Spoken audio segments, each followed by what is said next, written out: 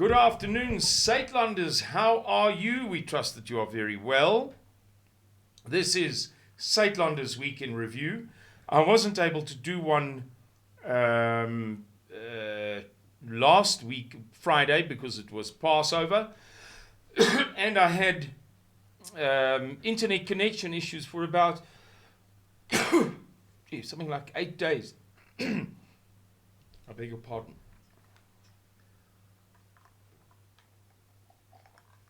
We begin with a message that I received from a follower of Mr. Miller in Italy, who is a doctor. Hi, Simon. Do you remember Professor Luc Montagnier, Nobel Prize winner, announcing in 2021 that the patients jabbed with COVID vaccines were developing HIV? Now, I don't understand what's happening, but in Italy, the authorities are performing HIV tests in the same facilities used for the COVID vaccinations. They aren't giving any explanation. Really strange. We learned that the price of food in South Africa, we learned from a PricewaterhouseCoopers report that was based largely on the Pietermaritzburg, let's see if I've got it here somewhere, just to get the name right. Please ignore my Belgian Malinois. This was in a Business Tech article from the 31st of March. We only featured it on the 2nd or 3rd of April. The Pietermaritzburg Economic Justice and Dignity Group, they do a good job of this every year, that the price of food in South Africa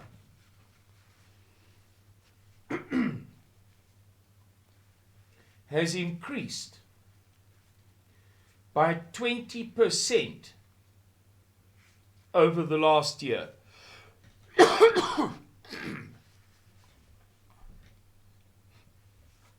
Excuse me.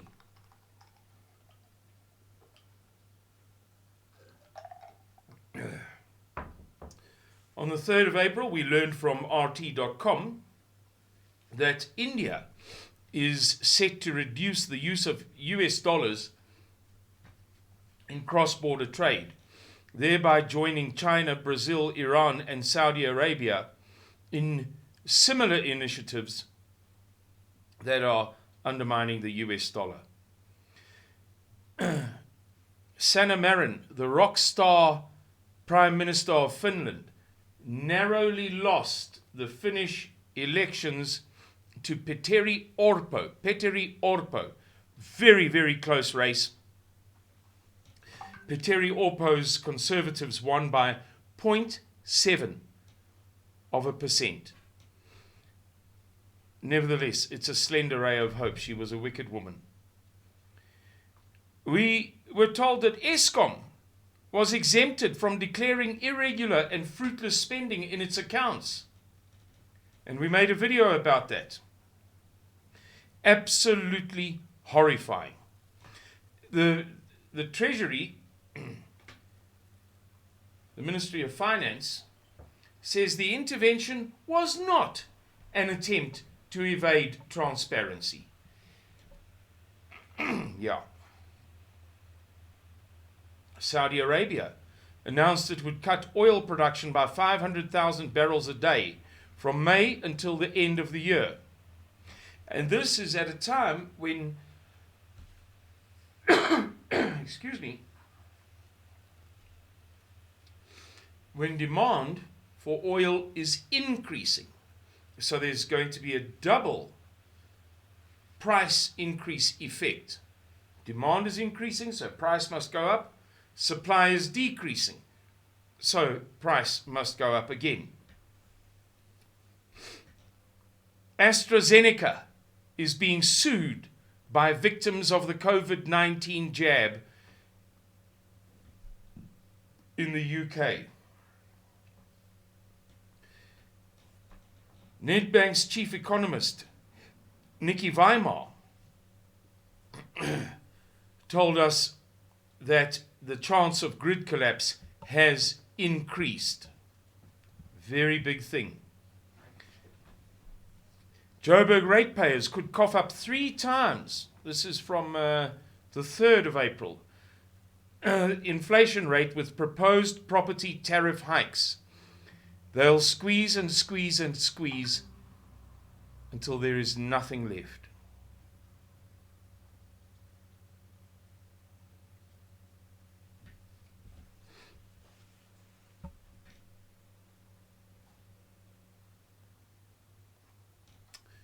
Unemployment in Russia has reached a historic low.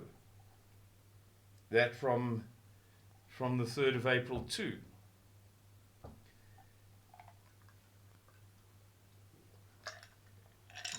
Again, excuse me. No, Judith. Judith, no.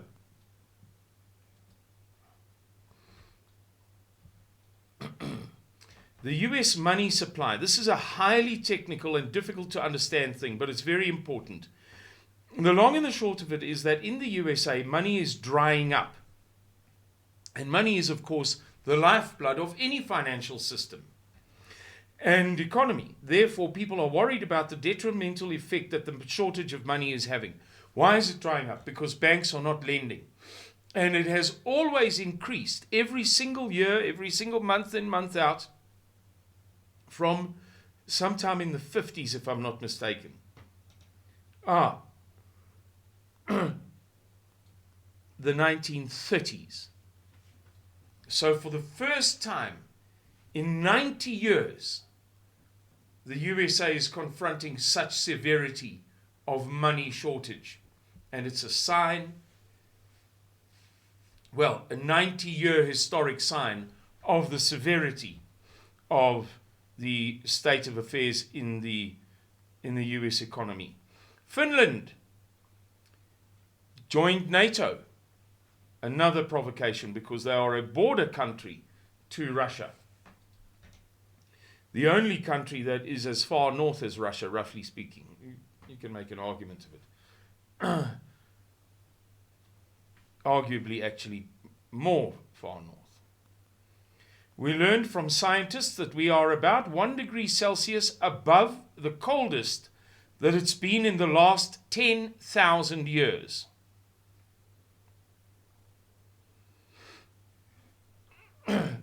Algeria, Russia, Iraq, Kuwait, Oman, this follows the Saudi thing, Oman and the United Arab Emirates are also all to cut oil.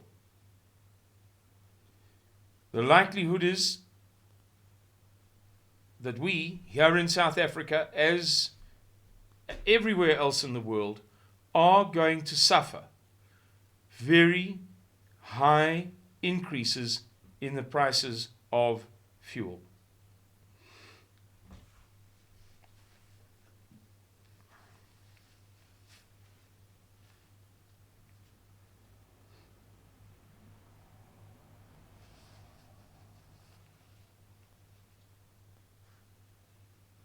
Japan, this is last week, huge news, broke with the USA and its allies and bought Russian oil prices at above the capped rate.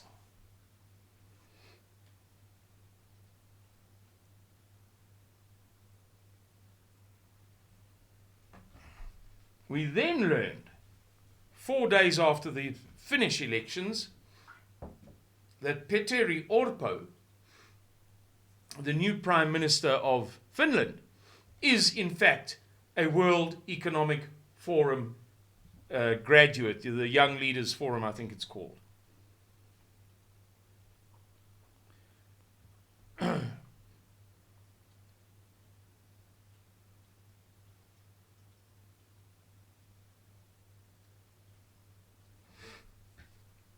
Donald Trump was arrested. I'm sure we're all very familiar with that story. The gold price has been going up. It's now through $2,000. And if it remains there for long enough, it will establish a precedent.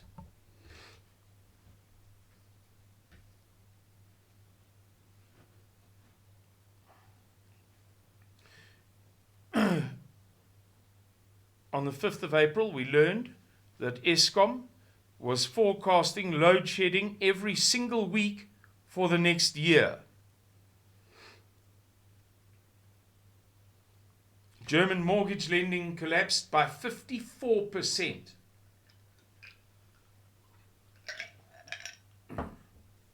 We are staring down the barrel of very severe financial and economic events all across the world.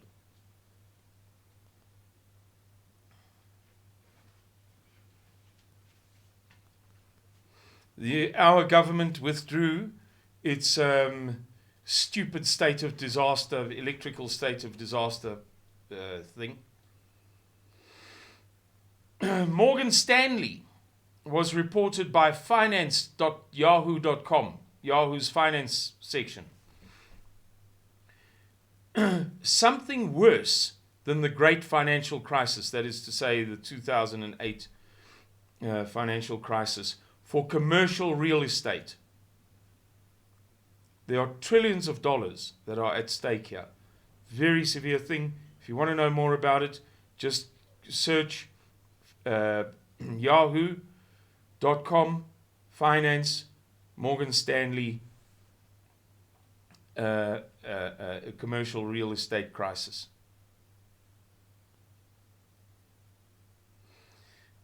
Our new electricity minister warns us, as reported by My Broadband, that we could be looking at stage 10 load shedding in South Africa. Now, as you know from previous discussions, 10 times 6 is 60 divided by 4 that would be 15 hours per day on average.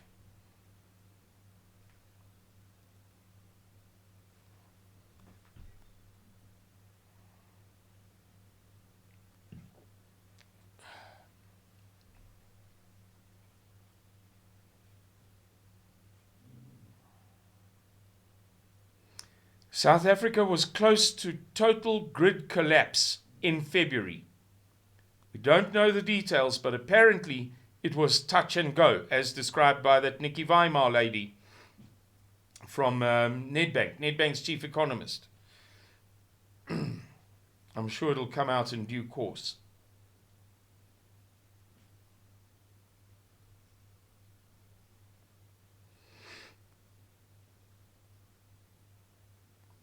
What is next on the list?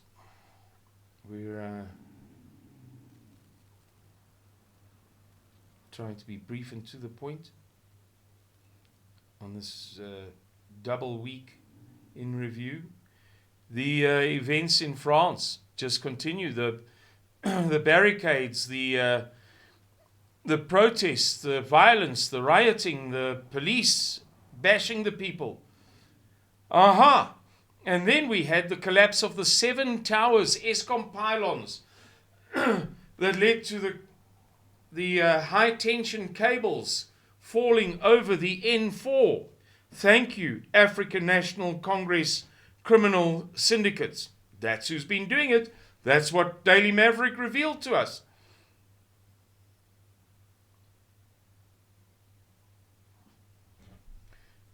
The post office is possibly going to be liquidated. We'll know more about that next week and report it to you.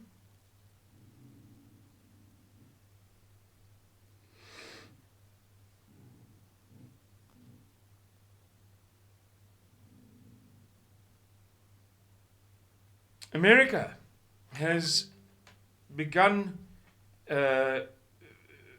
has greatly increased the number of exercises, training flights, with its long-distance strategic bombers, particularly the Rockwell B-1 Lancer bomber. Perhaps they're preparing for something. Then we received about 4, 5, or 6 leaks. Not leaks, but reports from credible sources. But I say leaks because it must be tantamount to a leak. There's been no official announcement. But numerous highly reputable financial and economics observers have begun to talk about BRICS' intention of issuing a new currency backed by gold. And we're going to cover that very heavily because it will do tremendous things to the price of gold.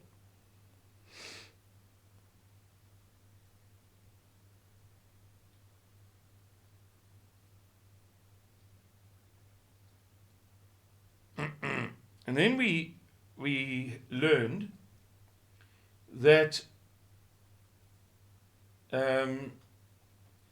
the political analyst J.P. Landman and Nedbank's chief economist Nikki Weimar, we feature her now for the third, we mention her for the third time in this video,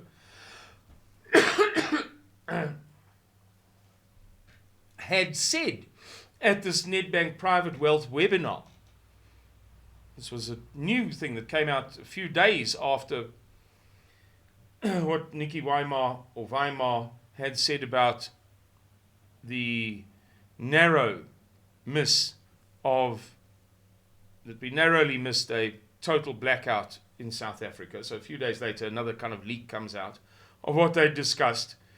And apparently we can expect Marikana and July riots, given all of our problems. Hungarian Prime Minister Viktor Orban has revealed that NATO troops are now preparing for direct participation in the military conflict in Ukraine. They are hell-bent on World War III, Suidlanders.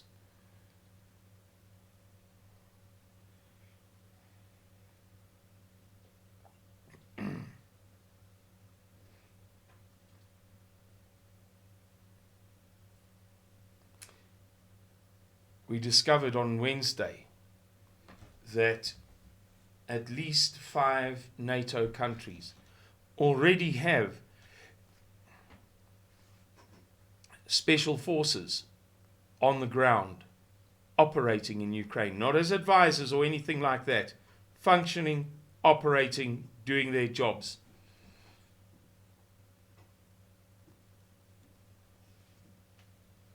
Cyril Ramaphosa signed into law the Employment Equity Bill, which has caused a hang of a stink, and rightly so. We are going to cover that very, very heavily. We now live in an overtly racist environment if we did not before. It's scandalous. I'm not even going to begin to get into it because there's so much to cover.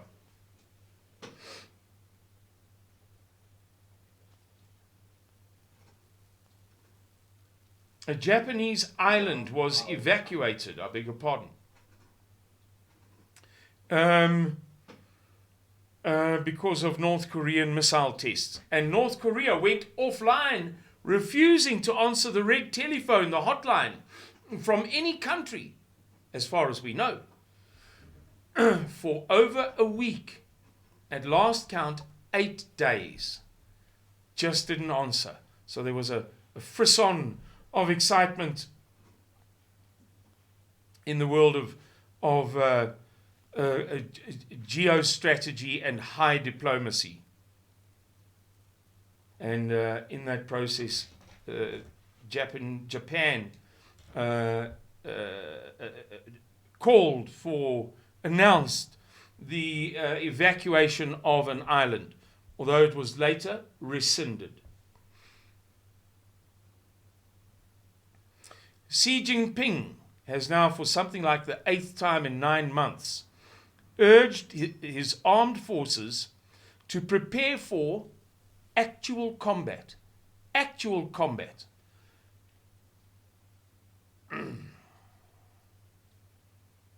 It's coming, ladies and gentlemen. It's coming. Russia to help South Africa out of power cuts. President Putin is to send 100 energy engineers to come help South Africa with its electricity problems. So reported the Cape Times yesterday, Thursday, the 13th of April. This is apparently there's a fight back from the privately owned so-called independent power producers. They're planning to stop this move because they want the ANC to allow independent power producers, private electricity generation projects, to take up the slack in the market, the slack that has been created by the ANC's dramatic failure. By contrast, of course, the ANC wants to retain control of national electricity provision by getting this Russian help, rather than allowing the IPPs to fix the problems by generating power themselves rather than rectifying Eskom. Gold was at $2,070 at one point yesterday.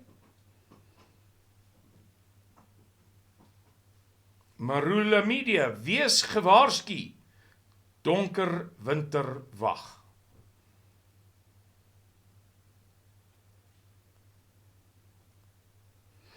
And of course, as you know, NERSA has approved municipal electricity. So if you get your electricity from the municipality and not directly from Eskom, from City Power or wherever, then you will have a 15% hike from the 1st of July. I'm sorry for you guys. I really, sincerely am.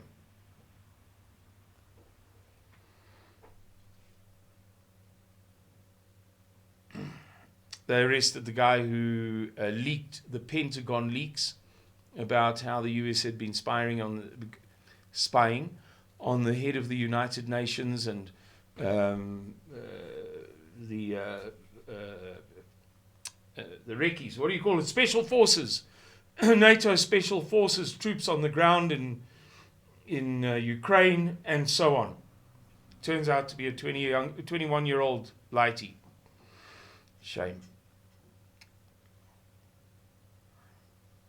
And today we learned that 600,000 Americans per year are dying from COVID shots. And that's proven statistically. That's not controversial. That's not anti-vaccine. That's not Suidlanders, right-wing maniacs, what. That is statistically demonstrated at a Senate hearing, recorded on video. Fact.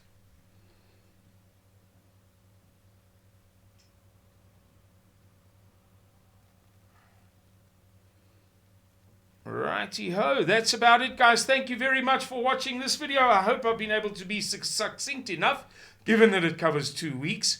And look forward to seeing you soon. And I see it now because I was scrolling. I was using this monitor, the one in front of me, not the one to the right that I look at often, for some of the things I was doing. And I see that my dog knocked the camera askew.